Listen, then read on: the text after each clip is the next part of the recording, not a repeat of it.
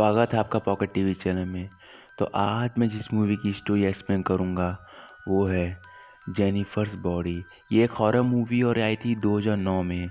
इसमें जेनिफर नाम की एक सुंदर लड़की लड़कों को सेड्यूस करके उन्हें जान से मार देती है। आखिरकार उसके साथ क्या हुआ था, चलिए सुनते हैं कहानी बिना वक्त गवाए।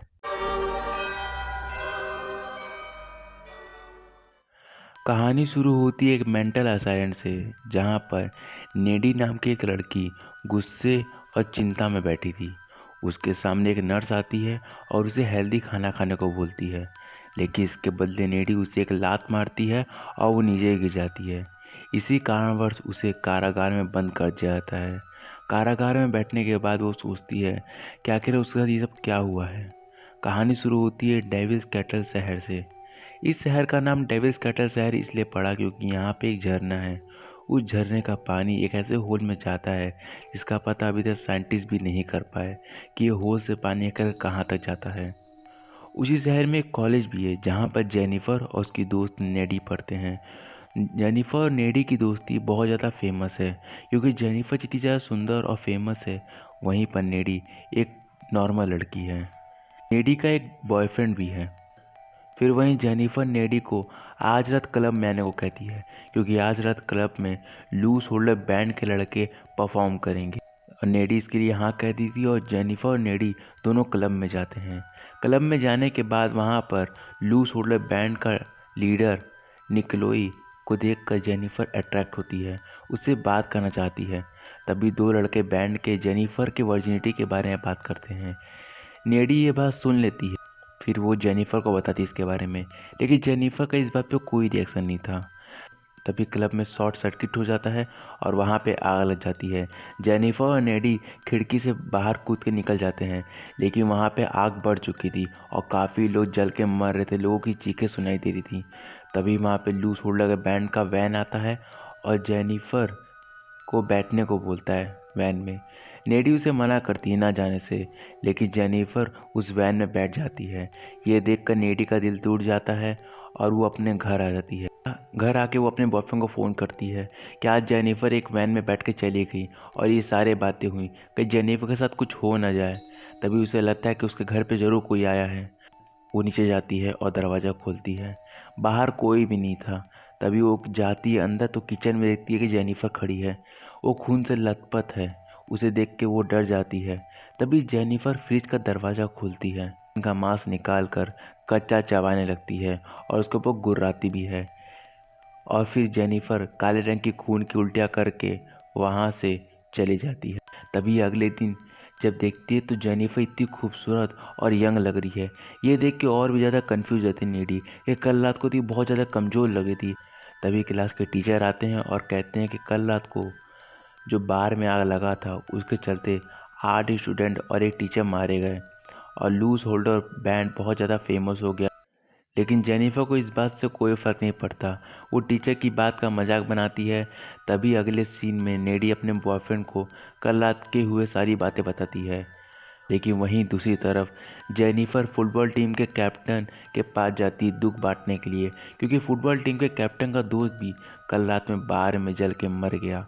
वो दुखी था इसलिए उसके पास जाती है और उसे अपने साथ जंगल में ले जाती है। फुटबॉल टीम का कैप्टन जब जंगल जाता है तो जेनिफर उसके करीब आती है। ये देखकर वहाँ पे ढेर सारे जानवर जमा हो जाते हैं, लेकिन कैप्टन समझ नहीं पाता कि जानवर आखिरकार ऐसे ग्रुप में क्यों बैठे हैं, इतने सारे लोग क्यों देख रहे हैं। उसके कुछ समझने से पहले ही जेनिफर के मुंह का जबड़ा खुलता है और शैतान की तरफ उसके आगे बढ़ती है और उसे अपने नुकीले दांतों से काट देती है। तभी वहाँ पर स्कूल का टीचर आता है और देख लेता है कि वहाँ पे कैप्टन की लाश पड़ी है। वो पुलिस को बुलाता है। तभी नेडी जेनिफर को फ़ोन करती है कि फुटबॉल टीम का कैप्टन मारा गया है, तुम ठीक हो ना। लेकिन जेनिफर कहती है तुम चिंता मत करो, तुम्हें और मुझे कुछ नहीं हो। इस बात को 1 महीना हो चुका था। क्लास में टीचर आते हैं और वो बताते हैं कि लूज होल्डर बैंड के लड़के इतने ज़्यादा फेमस हो चुके हैं कि वो अपने कमाई का 3% उन लोगों को देना चाहते हैं जिनका परिवार का सदस्य बाहर में जल के मर गया। लेकिन ये सुनकर नेडी गुस्सा होती है और कहती है कि वो लोग सिर्फ अपना दिखावा कर रहे हैं। तभी अगले सीन में जेनिफर के पास कोलिन आता है।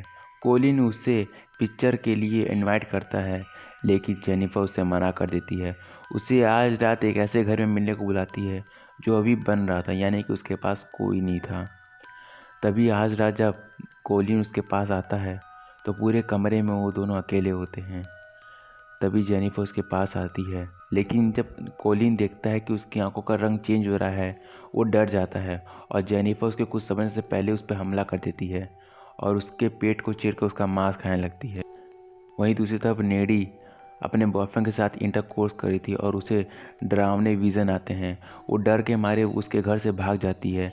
अपने कार में बैठकर वो जब सड़क पर जाई थी अपने घर से, तभी रास्ते में उसे जेनिफर दिखती जो खून से लथपथ थी। जेनिफर उसके कार पर छलांग भी लगाती है और वो अपने घर पहुंचकर जब अपने कमरे में जाती है तो वहाँ पर जेनिफर ठीक ठाक बैठी हुई थी और जेनिफर उसे आती सारी किस करने लगती है और नेडी भी इसके बदले किस करती है।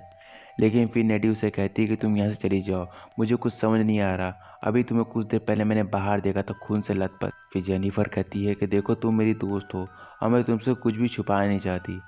जिस रात ब्लू सोडा बैंड के लड़के मुझे अपने साथ ले गए थे, मुझे पता चला कि ये लोग डेविल की पूजा करते हैं और इन्होंने अपने आप को फेमस करने के लिए मेरी बलि देने की कोशिश की। इसलिए उन्होंने मुझसे पूछा था कि मैं वर्जन हूँ कि नहीं, और मैंने झूठ बोल दिया।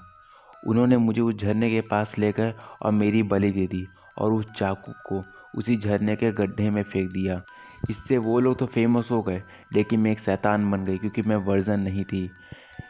ये सुनकर नेडी को विश्वास नहीं होता है, इसलिए जेनिफर अपने हाथ पर चाकू से वार करती है। ये घाव ठीक हो जाता है।